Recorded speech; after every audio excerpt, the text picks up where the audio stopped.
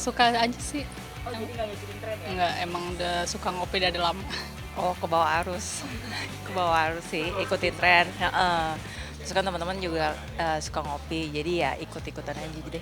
Aku karena kalau pengen aja, cuman nggak terlalu suka, tapi bukan karena ngikutin tren juga sih. Lumayan sering lah, berapa hari sekali lah gitu ngopi. Berarti sehari bisa lebih dari sekali? Enggak juga sih, pokoknya setiap hari ada ngopi lah. Sebulan kalau seminggu paling 2-3 kali aja sih gitu. Jadi hampir tiap hari aku minum kopi. Sebenarnya, tren kedai kopi mulai menjadi populer dengan masuknya Starbucks ke Indonesia pada 2002. Hal ini memicu pertumbuhan bisnis kedai kopi secara signifikan. Bisa dikatakan ini gelombang pertama menjamurnya kedai kopi di kota-kota besar di Indonesia. Bisnis kedai kopi pada umumnya menawarkan konsep coffee shop, yaitu konsumen dapat menikmati sajian kopi yang diracik langsung di tempat. Namun di tengah pertumbuhan kedai kopi di Indonesia, pandemi COVID-19 menjadi hambatan bahkan ke seluruh sektor bisnis. Kondisi coffee shop saat pandemi mengalami perubahan yang sangat signifikan. Pandemi mengakibatkan perubahan pola konsumsi masyarakat, khususnya dalam membeli kopi di coffee shop bahkan di seluruh dunia. Ini mengakibatkan penjualan kopi turun drastis dan memaksa pemilik kedai kopi memutar otak untuk berinovasi agar tetap bertahan. Salah satu strategi yang dilakukan menawarkan kopi dalam kemasan botol 1 liter.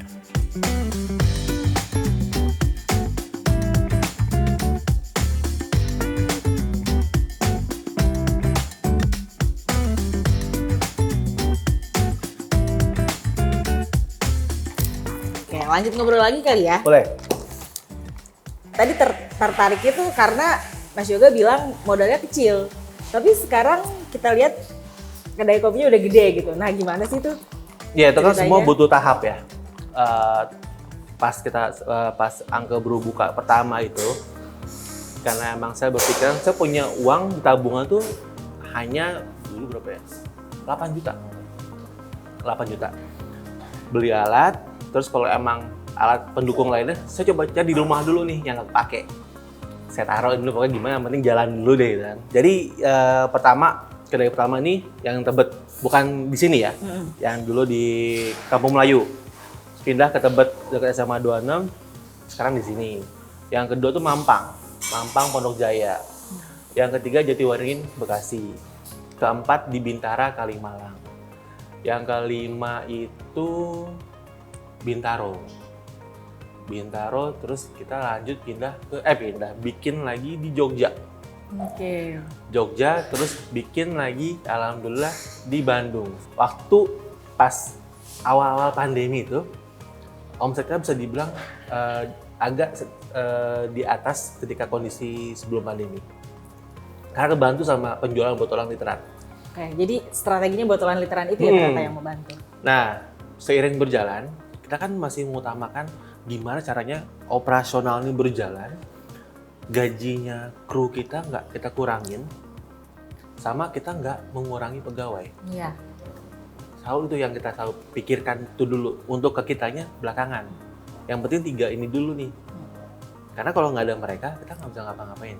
Tapi kalau boleh di-share, kapan ya dapat keuntungan gitu ya dari bertahun-tahun membuka bisnis ini? Bisa dibilang 2018-19, di 2020 sebelum pas pandemi Udah kelihatan. udah Berarti nggak sampai 5 tahun ya udah dapat. enggak. Gimana tips untuk berwirausaha gitu ya, menjadi pengusaha? Tipsnya yang pertama itu harus ngulik dulu, mencari andalan atau resep andalannya. Yang kedua, itu jangan jor-joran menggunakan media yang mahal. Ya media kan macam-macam ya. Iya. Tuh. Untuk starting, karena begitu kita mau head to head dengan tetangga atau yang lain dengan harga yang bisa dibilang saingan, kalau kita udah overhead di depan, kita menghitung BEP mau kapan? seperti itu. Jadi kita harus memikirkan itu. Jadi jangan karena lagi punya uang banyak mau dijual di situ tanpa mempersiapkan pertama di depan menu. Jadi prepare dulu menunya, menu disiapin dulu, baru sambil berjalan nyiapin konsep. Oh ya, pengalaman juga nih. 2014 saya pernah usaha juga. Itu pakai uang pinjaman. Oke. Gitu, pinjaman yang ada tiap bulan saya cuman cicilan aja, nggak nikmatin profitnya. Apalagi tadi? Ketemu sama yang cocok. Dalam arti partner yang cocok. Gitu. Partner yang cocok itu gini. Partner cocok itu kalau menurut saya ya, dia mau capek juga, mau rugi, nggak cuma nunggu profitnya doang. Ya kalau orang semua pengen profit, pasti pengen dong, ya kan? Ayo, kopi lagi. Terima kasih nih Mas Yoga ya sudah sharing-sharing sama kita soal bisnis Uncle Brew. Semoga makin sukses. Terima kasih sudah ngopi di Uncle Brew. Terima kasih.